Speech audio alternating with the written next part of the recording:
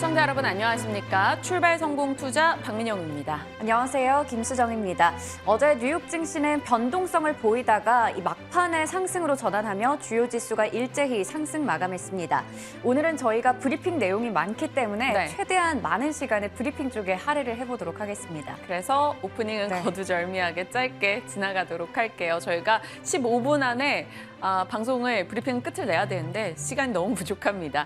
자, 일단 뉴욕장이 어땠는지부터 확인을 해보시죠. 3대 지수가 장중 변동을 기록했습니다. 엎치락 뒤치락 올랐다 내렸다 하는 흐름을 기록하다가 막판에 조금 힘을 내는 모습이었죠. 다우 0.1, 나스닥 0.7, S&P 500은 0.3% 정도 올랐습니다. 그 전 거래일에 CPI 폭탄을 조금 맞은 상황이었고요. 생산자 물가지수가 이어서 발표가 됐는데요. 시장의 예상치엔 좀 부합을 했습니다. 그러면서 나름 안도하는 분위기가 형성이 됐는데 시장에서 의견들은 조금 분분합니다. 어찌됐건 뉴욕장은 강보합으로 거래를 마쳤다 볼 수 있죠. 그 전날 워낙 많이 빠졌었기 때문에 반발 매수세가 유입이 됐고요. 키워드는 이겁니다. 유가가 올랐고요. 그래서 전통 에너지주 강세, 신재생도 강세, 친환경도 올랐습니다. 자동차 부분에 좀 포인트가 있었다라는 점 잠시 후에 이야기 나눠볼 거고요. 통화 정책에 민감한 단기, 2년물 국채금리 같은 경우는 강세를 지속했는데 장기물들은 조금 떨어지면서 장단기 금리 역전폭이 계속 심화되고 있다는 점, 이 부분은 우리 경제에는 조금 부담이 될 수 있는 부분입니다. 시장에서는 FOMC를 앞두고 차라리 어제 매를 좀 미리 맞았다라는 분위기도 일부 형성이 되고 있습니다. 자, 뉴욕장 분위기 빠르게 한번 짚어보시면 빅테크 종목들이 일단은 상승 쪽으로 방향을 잡기는 했습니다. 애플도 아마존도 마이크로소프트도 올랐습니다만 장중에 변동폭이 좀 컸다라는 점, 그리고 상승폭을 키워나가지 못했던 것은 바로 이 이슈가 있겠습니다. 캘리포니아 측에서 아마존 상대로 반독점 소송을 제기했고, 캘리포니아 정부는 SNS 기업들의 투명성과 책임감을 요구했다라는 소식도 들려왔습니다. EU 측에서도 미국 빅테크를 계속 소송을 걸고 있는 등의 움직임이 있기 때문에 전체 시장의 분위기가 좋지 않을 때는 이러한 부분이 악재가 될 수 있다는 점 염두에 두셔야겠습니다. 그래도 비교적 어제 엄청난 하락을 겪고 나니까 이 정도만 돼도 시장 그래도 선전했다라는 느낌을 받게 되네요. 여기 에너지 쪽도 상승을 했다라는 점도 확인이 되고 있죠. 유가가 올랐습니다. WTI가 1.3% 정도 올랐는데요. 국제에너지기구에서 내년도에 이 원유 수요가 증가할 것이다라고 이야기를 꺼냈고요. 미국은 우리 비축유 다시 채울 것이다라고 이야기를 꺼냈습니다. 그러면서 시중에 풀릴 것에 대한 양이 좀 줄어들 수 있다라는 그 전망이 등장을 하면서 유가가 올라섰던 거고요. 브렌트유도 강세였습니다. 그리고 휘발유 재고가 감소했다라는 소식도 들려왔죠. 그러면서 에너지 업체들, 원유, 정유사들의 주가가 강세 움직임을 보였습니다. 코노코필립스, 옥시덴탈, 쉐브론, 엑슨모빌 등의 종목들 올라섰어요. 그 밖에 뭐 크고 작은 종목까지 다 같이 강세였다라는 점, 전통 에너지의 관심은 계속해서 이어지고 있는 듯합니다. 자, 그 밖에도 에너지 이슈는 계속 등장을 하고 있는데요. 한동안은 고점 대비 꽤 많이 빠졌던 천연가스 가격이 또 같이 올라갑니다. 유럽과 영국과 미국의 천연가스 모두 다 10% 내외의 급등을 기록했습니다. 그러면서 이 천연가스 시추와 관련된 업체들 혹은 비료 쪽 종목들도 같이 오름세에 나타냈죠. 밤사이 뉴욕장의 키라고 볼 수 있는 거는 결국 또 전기차인 것 같아요. 바이든 대통령이 오토쇼에 가서 전기차 제조에 대한 긍정적인 언급을 내놨고요. 테슬라가 비용 절감 5개년 계획을 발표했습니다. 그러면서 전기차 관련주들의 강세가 돋보였죠. 테슬라 3.6%, 리비안, 니콜라, 블링크 차층, 피스커 등의 종목까지 다 같이 강한 상승을 나타냈습니다. 그리고 태양광과 풍력 쪽의 강세도 이어졌고요. 눈에 띄는 건 한동안 좀 쉬고 있었던 방위산업 종목들도 같이 올랐다라는 겁니다. 미국장에서도 결국 뭐 태조 이방원 이런 느낌이었는데요. 우리 장에 어떤 영향들을 줄 수 있을지 국내장과 조금 연결고리가 있는 특징주들 위주로 정리를 해드리는 거니까요. 참고하시길 바랍니다. 어찌됐건 오늘 장은 전기차 쪽에 포인트가 있는 거고요. 눈여겨볼 이슈들이 또 있었습니다. 이게 미국 공항 이용객 2019년 수준을 돌파했다라는 소식이 들려왔는데요. 이 빨간 선입니다. 그동안은 2019년 공항 이용객 수 대비 한 80% 정도 수준이었었는데 이게 9월 들어서 돌파하며 치고 나왔습니다. 여행에 대한 수요가 계속 늘고 있다는 거죠. 신용카드, 카드론을 써서라도 여행을 가는 젊은이가 늘고 있다. 이런 그 기사가 굉장히 많이 보도가 되고 있습니다. 공항, 여행 이런 쪽의 주가 테마성으로 봤을 때 굉장히 강하게 올라가는 모습도 포착이 됐었는데요. 우리 시장에도 연결이 될 수 있을지 확인을 좀 해보겠습니다. 자, 인플레 관련한 이슈가 또 등장을 하네요. 철도 파업 우려가 계속 지속되고 있습니다. 유니온 퍼시픽 등의 종목들이 내려갔는데요. 철도 파업이 단순 이들 업체만의 문제가 아니라 결국 운송 담당이기 때문에 에탄올, 석탄, 곡물 이런 부분의 공급망 차질 우려로 이어질 수 있습니다. 그러면 사료와 곡물 등의 부담까지 같이 안을 수 있겠죠. 뉴욕장 분위기를 봤을 때 우리가 좀 영향을 받을 만한 섹터나 테마에 대해서 정리를 해드렸으니까요. 참고하시길 바랍니다. 오늘 국내장의 아무래도 테마성 이슈도 영향을 받겠죠. 자, 오늘 저희가 본격적인 브리핑을 할 부분은 이 환율에 대한 포인트 잡아볼 거고 미국장에서 전기차 굉장히 좋았었는데 배터리 관련한 이슈 또 종합 패키지 준비되어 있습니다. 환율 얘기 해주세요. 네, 먼저 환율부터 얘기해 보겠습니다. 도대체 어디까지 오르려고 하는 걸까요? 정말 이 천장을 모르고 거침없이 질주하고 있는 원달러 환율인데요. 어제 장에서도 솔직히 1,400원 선에 육박하는 수준까지 치솟기도 했습니다. 계속해서 이렇게 환율이 부담되는 상황에서 우리는 이 고환율 시기를 어떻게 극복하면 좋을지 좀 생각을 해봐야 될 텐데요. DB금융투자에서 어제 리포트를 냈습니다.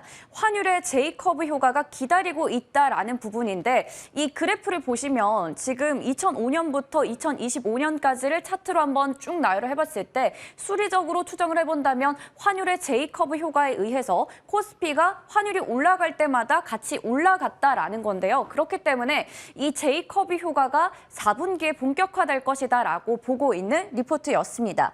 통상적으로 이 시장에서는 악재가 길어지면 길어질수록 나중에는 그 성격을 잃어버리고 호재로 바뀔 수 있다라는 부분을 짚고 있었는데요. 그래서 환율이 올라갔을 때는 단기적으로는 무역 수지가 악화를 나타내지만 장기 무역 수지 같은 경우에는 시차를 두고 개선세를 나타낸다라는 부분을 짚었고요. 그리고 지금 원화 약세로 인해서 한국 제품 자체가 세계적으로 봤을 때 값이 싸지면서 가격 경쟁력을 가지고 있는 상황입니다. 그렇기 때문에 저평가되어 있는 수출 기업에 관심을 가져보자라고 이야기를 하고 있었습니다. 이 강달러, 킹달러 속에서 수혜 업종 찾기에 금융투자업계가 굉장히 지금 분주한 상황이죠. 그런 상황에서 환율이 10% 정도가 올랐을 때 이 마진이 어느 정도 오르는지 산업별로 한번 체크를 해봤는데요. 보시면 컴퓨터 전자 그리고 광학기기 쪽, 운송 장비 쪽이 10% 정도 환율이 올랐을 때 3.3%포인트의 마진이 상승했다는 것을 확인하실 수가 있습니다. 이쪽이 대체로 크게 보시면 IT 산업과 그리고 운송 장비 쪽인데요. 업종으로 보시면 반도체, 디스플레이, 그리고 자동차 부품, 조선 쪽이 되겠습니다. 이들 쪽에 주목해보자라고 지금 업계에서는 금융투자업계에서는 이야기를 하고 있습니다. 그리고 또 삼성증권에서는 리포트를 통해서 완성차와 자동차 부품사 쪽에 주목해보자라고 이야기하고 있었는데요. 지금 물류비도 하락하고 있는 추세고 원화가 약세를 보이는 상황에서 이쪽이 수혜를 받을 것이다라고 이야기를 하고 있었습니다. 3분기에도 역시나 현대차와 기아의 판매 호조가 나타날 것이고 믹스 향상에다가 원화 약세 효과를 업어가면서 2분기에도 자동차 쪽이 실적이 괜찮았는데 3분기에도 긍정적인 실적이 기대된다라고 보고 있었습니다. 그래서 어닝 서프라이즈가 기대되는 만큼 이 부품사 관련해서 투자 의견을 긍정적으로 제시를 하고 있었고요. 보시는 것처럼 현대모비스, SL, 화신 등의 종목에 대해서 매수 의견을 제시하고 있었고 목표 주가는 현재 주가 대비해서 대체로 2에서 30%가량 더 오를 수 있다라고 보고 있었습니다. 네, 자동차 그리고 부품사까지 봤고요. 그리고 K게임사도 한번 체크해 볼 텐데요. 글로벌 매출이 크면 클수록 이 환차익에서 짭짤한 수익을 얻고 있다라는 기사를 찾아볼 수가 있었습니다. 지금 보시는 것처럼 국내 주요 게임사의 해외 매출을 비중을 볼 수가 있는데요. 이렇게 상반기 기준으로 봤을 때 전체 매출 대비해서 해외 매출이 얼마나 차지하고 있는지 보니까요. NC소프트가 36%가량 그리고 넷마블 같은 경우 84%, 크래프톤은 무려 94%의 비중을 차지하고 있었습니다. 원자재 값이 오른다는 부분의 직격탄을 직접적으로 받지 않고 오히려 글로벌 쪽에서 달러가 나오면 그 부분이 수익으로 그대로 이어지기 때문에 게임사에게는 긍정적이다라고 보고 있었는데요. 하지만 한 가지 짚고 넘어가야 할 부분은 있을 것 같습니다. 환율이 상승하게 되면 이 외화 차입금 관련해서 환산 손실이 증가할 수 있다는 부담도 있기 때문에 이 부분은 게임주들 투자하실 때 함께 염두해 보실 필요가 있을 것 같습니다. 반면에 이 타격을 받는 쪽도 있겠죠. 원자재 수입 업종들은 비상 상태이고 거기다가 항공이라던가 정유사는 초비상 상태다라는 말이 나왔는데요. 철강 업종에서는 수입하고 있는 원자재 값과 환율이 또 같이 급등하면서 이 부분들이 아무래도 3, 4분기 영업이익에 타격을 줄 것으로 전망이 되고 있는 상황이고요. 정유사도 마찬가지입니다. 올해 상반기에 외화 환산 손실을 보시더라도 이렇게나 손해가 많이 나고 있다는 것을 확인할 수가 있습니다. 거기다가 항공 쪽은 이제 좀 다음 달부터 일본 쪽에 무비자 입국이 가능할 거다라는 기대감이 나오면서 낙관적인 분위기가 조성되고 있었는데 다시 또 적신호가 켜졌어요. 이 항공기의 리스비라던가 항공유 같은 경우에는 모두 달러로 결제하기 때문에 이 부분에서 부담이 나타난다라는 것을 함께 체크해 보실 필요가 있겠습니다. 네, 한편 지금 문제는 엔저인데요. 엔저 현상은 확실하게 경계할 필요가 있어 보입니다. 6개월에서 1년 정도 산업계 전반적으로 걸쳐서 파급될 변수가 바로 엔저 현상이 될 텐데요. 지금 엔저를 무기로 해서 일본 쪽에서는 계속해서 제품들을 무제한으로 공세가 펼쳐질 것으로 보이는 상황입니다. 그래서 이 엔저 현상까지 함께 놓고 봤을 때 미시적으로 단기적으로 봤을 때는 한국 수출 기업에게 호재가 될 수 있겠지만 하지만 거시적으로 중장기적으로 봤을 때는 반도체나 조선 쪽을 제외하고는 자동차부터 패션까지 일본과 경합하는 업종에 대해서는 좀 더 큰 악재가 될 수 있다는 부분도 함께 전문가들은 짚고 있었습니다. 이렇게 고환율, 킹달러 시대에서 우리가 어떤 섹터를 좀 더 현명하게 투자하면 좋을지 앞서 반도체, 조선, 자동차 등등의 섹터가 거론이 됐는데요. 이들 군에서 어떤 종목이 유망한지도 한번 제시해달라고 부탁드려보겠습니다. 네. 이 환율 부분은 계속적으로 이슈 체크해 드릴 거고요. 수정 앵커 말씀 주신 대로 관련해서 관전 포인트 잡아볼 섹터 있을지 질문 나눠가겠습니다. 자, 다음은 2차 전지 쪽입니다. 어제 우리 시장 양지수 밀리는 가운데 그래도 상대적 체감이 덜 했던 것은 2차 전지 쪽이 버텨줬다라는 건데요. 요즘에 뭐 2차 전지라고 해도 워낙 광범위해서 확인을 좀 해보신다면 어제 장에서 이슈가 됐던 내용들만 봐도 이 정도입니다. 폐배터리, 원통형 배터리, 그리고 전기차 충전, 수산화 리튬, 해외 진출, 그 기본으로 깔고 가는 셀 생산과 소재 장비 쪽이 되겠습니다. 밤사이 미국에서 테마 상승 1위가 바로 리튬이었습니다. 어제 뉴욕장이 급락할 때도 앨범알은 상승이었었고 올라갈 때도 또 상승 흐름을 보여주고 있습니다. 그래서 오늘은 2차 전지 최근의 이슈들을 조금 종합적으로 정리를 해보고자 준비를 해봤습니다. 일단 최근에 가장 이슈가 되고 있는 것은 바로 리튬이겠죠. 전기차 시대의 하얀 석유라고 불리는 리튬입니다. 상대적으로 리튬 같은 경우는 굉장히 흔한 광물인데요. 광물은 흔한데 이걸 정제하는 과정에서 인력과 비용, 시간이 많이 듭니다. 그러다 보니까 대다수가 중국 쪽에 정제 사업이 이루어지고 있고요. 그래서 리튬 가격은 중국 위안으로 표시가 되는 거죠. 리튬은 가격이 1년 사이에 240% 정도 올랐습니다. 일론 머스크가 연초부터 계속적으로 얘기했던 게 이거죠. 리튬이 미쳤다. 리튬 정제 사업은 돈 찍어내는 면허다. 그래서 참다 우리가 한다라는 이야기까지 들려왔습니다. 그만큼 리튬에 대한 이야기는 지속적으로 나오고 있고요. 1월이었어요. 중국 수입 의존도에서 수산화 리튬이 좀 부담스럽다. 이거 좀 완화해야 된다라는 이야기를 전해드렸던 바가 있었는데요. 그리고 나서 8월에 관련주들을 좀 점검을 해봤었죠. 수산화 리튬 관련주들. 와, 너무 대단합니다. 7월부터 9월까지 주가 상승률 보세요. 금양은 286%고요. 미래나노텍 153, 대보마그네틱도 47%. 저희 출발 성공 투자에서 굉장히 많이 거론됐던 종목이기 때문에 상당히 뿌듯하기도 합니다. 자, 수산화 리튬 같은 경우는 언제나 폐배터리와 또 연결이 됩니다. 결국에는 금속과 원료가 귀하다라는 것이고 그럼 그걸 어디서 조달하겠느냐? 그러면 결국 또 폐배터리 얘기가 나오는 거죠. 어제 샌 리처치에서 4천억 시장이 2040년도에는 87조 시장이 될 거다라고 얘기를 했습니다. 이유는 자명하죠. 전기차 시대의 성장과 비례하게 되고요. 이거 땅에다 묻지 않으니까 환경이나 안전성 부분에서도 우위에 있고요. 지금 온 세계가 자국 보호 움직임 나오지 않습니까? 자원 민족주의, 지정학적 리스크 등에서 결국에는 원료와 금속이 귀해지니까 금속을 회수하는 폐배터리는 성장할 수밖에 없다라는 겁니다. 이 차트가요, 리튬이나 니켈, 코발트 등의 가격이 올라갈 때 배터리 팩 가격이 얼만큼 올라가는가를 보여줍니다. 종류별로요. 어찌됐건 다 영향이 있다라는 거고요. 이걸 잘 활용하면 원가 절감으로 이어지기 때문에 상당한 먹거리라는 거죠. 그래서 지금 폐배터리는 관심을 받고 있는 겁니다. 거기다 정부 정책 도와주죠. 하반기 들어서 순환경제 활성화 방안이 구체화됐는데 플라스틱 열분해와 전기차 사용 후 배터리 부분을 상당히 구체화된 내용이 나왔습니다. 추가적인 정책 모멘텀도 있을 수 있다라는 거고요. 그래서 폐배터리는 지금 시장 분위기는 나 몰라라 혼자 주가 급등이 나오고 있는 겁니다. 폐배터리 사업을 하고 있는 업체들이 쭉 정리를 했는데요. 기존에 보여드렸던 내용에 추가했습니다. 굉장히 많죠. 어디가 주도권을 잡게 될지가 굉장히 궁금해요. 이 완성차 업체가 될지, 셀 업체가 될지, 아니면 폐배터리 사업을 하고 있는 중소기업들이 될지요. 지금 시장의 대장주들은 폐배터리 사업을 하고 있는 중소기업들입니다. 하지만 시장은 분명히 후속주를 찾아 나설 거고요. 이들의 상승을 이쪽으로 연결 지어가지 않을까라는 기대도 등장을 하고 있습니다. 어찌됐건 관련 업체들 참고하시고요. 폐배터리는 하반기의 분위기가 꽤 많이 달라졌어요. 그래서 대표 업체들 중에 하나인 에코프로나 웰크론한텍의 차트를 놓고 보면 비슷합니다. 이들의 분위기가 달라지는 시점마다를 한번 체크를 해봤더니 성일하이텍, 세비캠의 공모청약과 상장, 그리고 인플레이션 감축법에 대해서 미국과 한국이 협의를 한다라는 얘기가 나올 때 한 번 더 튀었습니다. 그리고 배터리 셀 3사 업체들도 폐배터리 사업의 투자를 늘려가는 움직임이 하반기에 계속 나오고 있고요.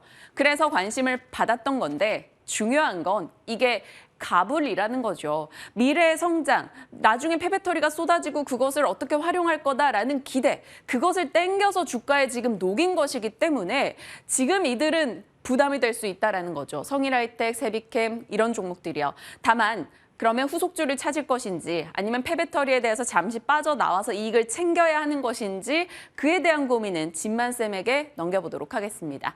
자, 폐배터리, 수산화 리튬 살펴봤고요. 어제 LNF 이슈가 있었죠. 장 마감 이후에요. 정부가 LNF 공장 건설 미국 불허한다라고 이야기를 내놨습니다. 이유는 하이니켈 양극재가 굉장히 중요한 건데 이게 해외 시장으로 나갈 경우 안보에 대한 우려감이 있다. 너네 보안이 너무 미흡해라는 것으로 거절을 했습니다. 이를 두고 시장에서는 말이 많아요.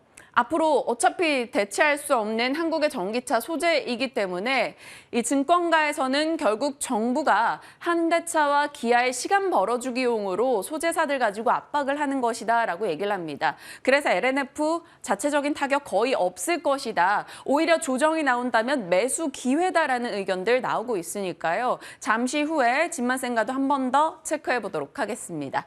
자. 네 번째는 어제 나왔던 삼성 SDI 이슈예요. 삼성 SDI가 요즘 배터리 셀 3사 중에 제일 많이 관심을 받고 있죠. 키움증권에서 3분기 실적 예상 넘을 것이고 폐배터리 시장에서 성과 보일 것이고 올해 영업이익 성장률 가장 높은 대형 IT가 될 거다라고 DB금융까지 보탰습니다. 환율도 플러스가 되는 요소라고요. 그래서 삼성 SDI가 어제도 좀 선전을 했는데요. 추가 탄력 기대할 수 있을지 짚어보겠습니다. 자, 마지막입니다.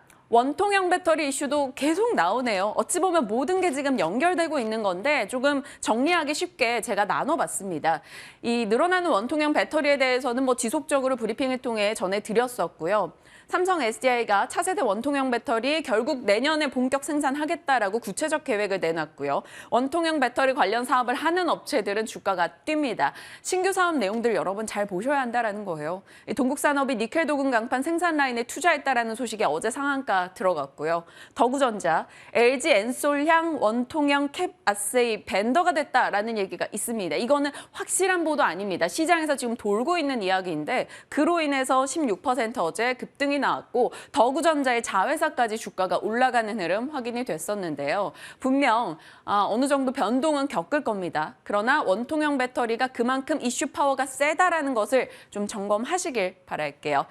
자, 2차 전지 내용들 좀 점검을 해봤는데 오늘 너무 말이 길었죠. 네, 저희 빠르게 진만쌤께 피드백을 받아보도록 하겠습니다. 진만쌤을 모셔보겠습니다.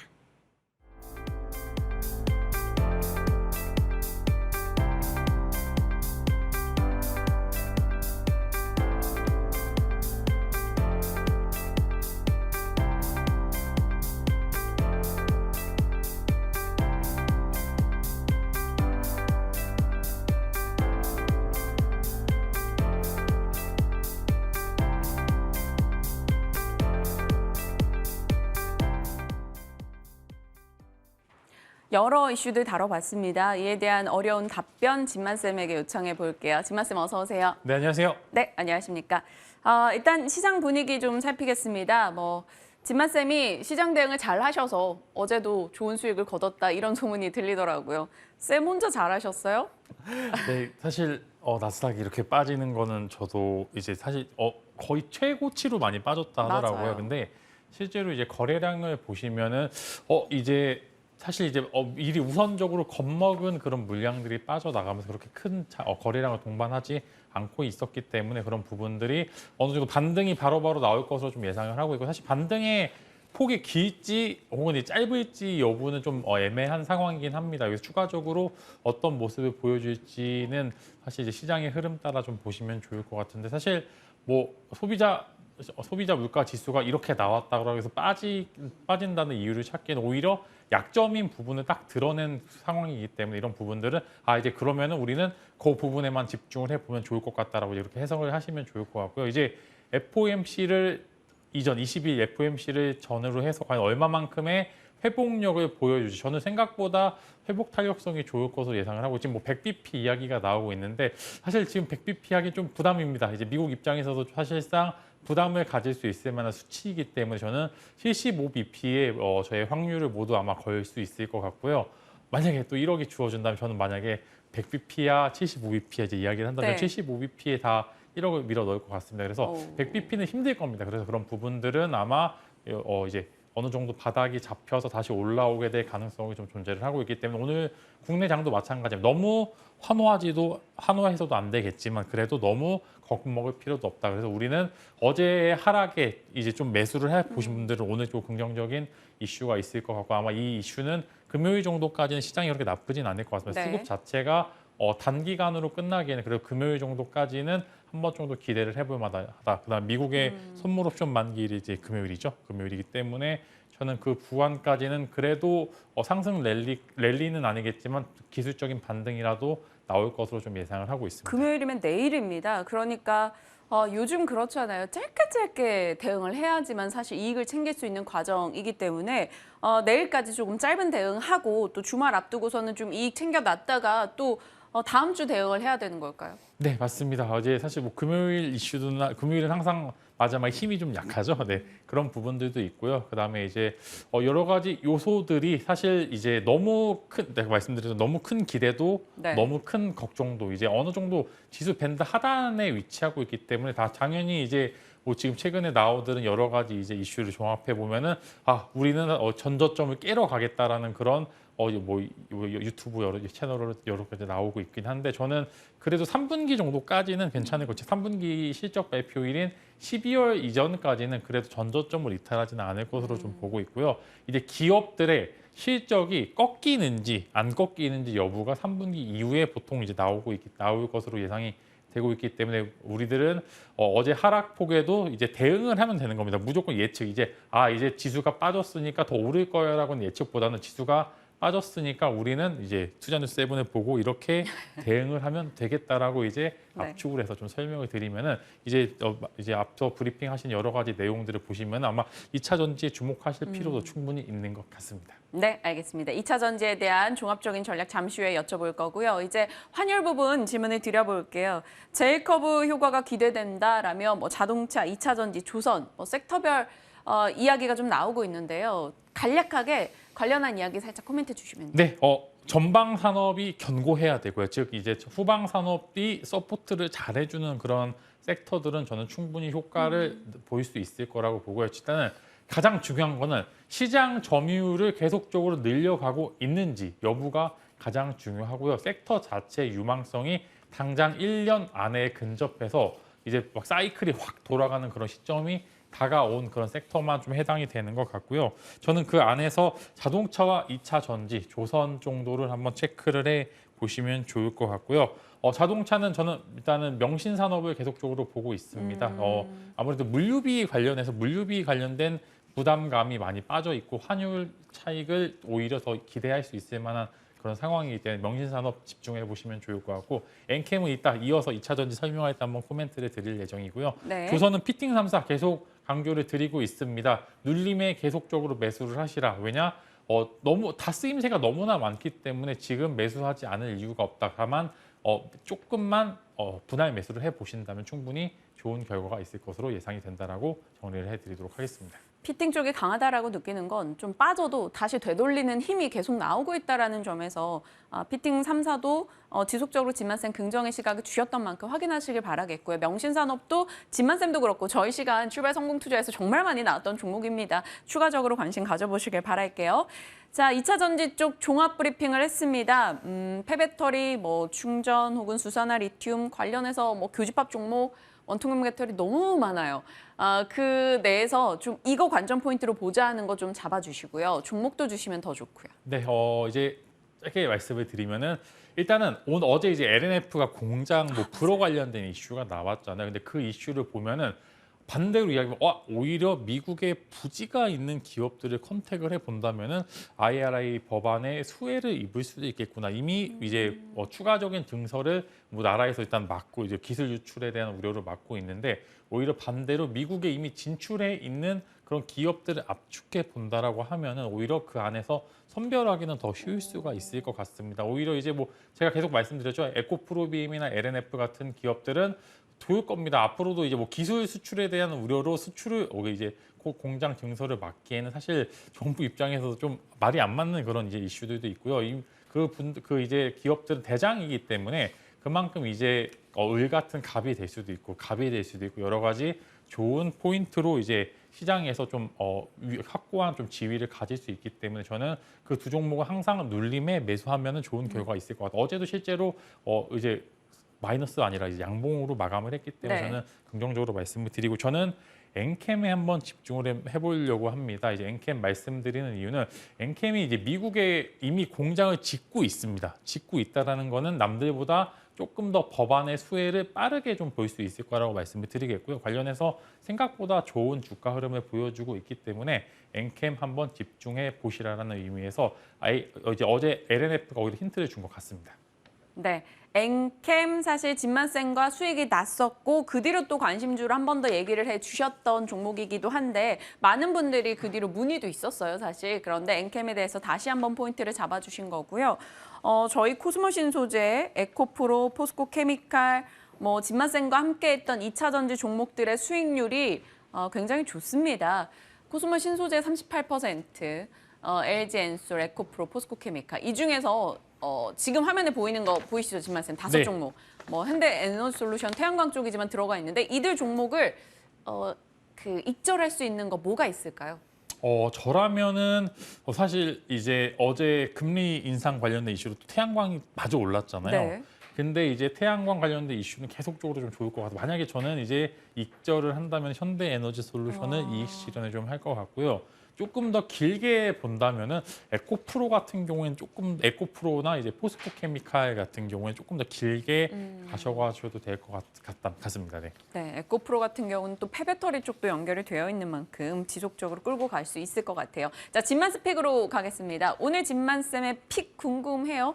저점 매수 지금이 기회인 대장주 어떤 거예요? 네, 매력적인 제목에 비해서 좀 빈약할 수는 있지만 저는 이제 현대건설과 FNF를 좀 현대건설과 FNF. 말씀을 드리겠습니다. 현대건설은 한창 환희의 매도를 꼭 했었어야 된 것 같습니다. 아무래도 원전 관련된 이슈들이 조금 빠지면서 같이 이제 좀 하락을 했는데 그럼에도 원전은 가지고 있으셔야 되고요. 만약에 대형주 정도 보신다고 하면은 저는 현대건설이 건설적인 메리트와 원전의 메리트를 같이 가지고 있기 때문에 현대건설은 지금 현재 저점 구간에서 매수는 충분히 가능하다라는 말씀을 드릴 수 있을 것 같고 갑자기 웬 의류주야 할 수도 있겠지만 생각보다 의류 쪽 소비가 굉장히 강합니다. 네. 그다음 실적 또한 매번 좋았던 이제 기업들이 있기 때문에 FNF 생각보다 밑바닥에서 외국인 수급들이 강하게 포착이 되고 있기 때문에 이제 뭐 영업무역도 있고 뭐 화승엔터프라이즈도 있겠지만 저는 대장의 품격이 있죠. FNF 한번 집중을 해 보시면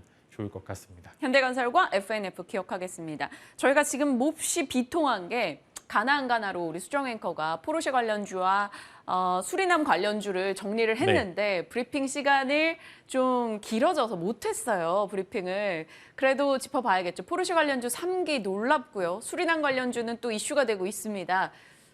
이 중에서 어떤 거 좀 터치해 주시겠어요? 저는 포르쉐를 안 좋아하니까 이제 수리남 관련주로 한번 이제 말씀을 드리겠습니다. 네. 일단은 이제 수리남 관련주 보시면은 이제 제가 지난주에 계속 강조를 드렸거든요. 이제 생각보다 수리남 예고편을 봤는데 너무 잘 만들어가지고 한번 관심을 가져보면 좋을 것 같다라는 이제 말씀을 드렸는데 이제 어제 뭐 이정재 이제 오징어 게임 이제 네. 상 받았잖아요. 근데 에미상. 이게 이제 시즌 2 관련된 이슈가 나오면서 이렇게 된다면은 이제 한 번 정도 이제 추석 지나고 이제 갭 상승했잖아요. 그런 부분들이 부담이 조금 완화된 갭을 메운 시점에서는 콘텐츠리 중앙을 필두로 해서 이제 종목들이 생각보다 좋을 수도 있기 때문에 저는 추가적인 이슈몰이가 가능하다라는 그런 의견으로 해서 조금 더 신규 매수도 가능하고 기존에 보유하고 계신 분들 조금 더 끌고 가셔도 좋을 것 같다라고 이제 정리를 해드리면 좋을 것 같습니다. 콘텐츠리 중앙이요? 네. 네, 알겠습니다. 지켜보겠습니다.